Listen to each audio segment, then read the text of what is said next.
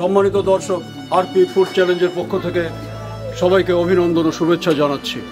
আজকে আমরা তিনজন প্রতিযোগী নিয়ে একটা প্রতিযোগিতার আয়োজন করছি।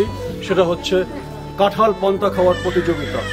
আপনারা সবাই জানেন পান্তা খাওয়ার চলটা ধীরে ধীরে কমে যাচ্ছে, কিন্তু সাধারণ ভাতের থেকে পান্তা 4 গুণ উপকারী জিনিস এবং এতে প্রচুর ক্যালসিয়াম আছে, আয়রন আছে।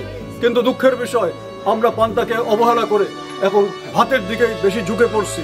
তা আমার বক্তব্য হচ্ছে, আপনারা অন্তত গরমকালের যে 8 মাস, এই 8 মাস পান্তা খান। সকাল করে পান্তা খেলে গ্যাস্ট্রিক এবং আলসার থেকে আপনারা বেঁচে থাকবেন এবং আপনাদের শরীরে ক্যালসিয়াম এবং আয়রনের ঘাটতি থাকবে না।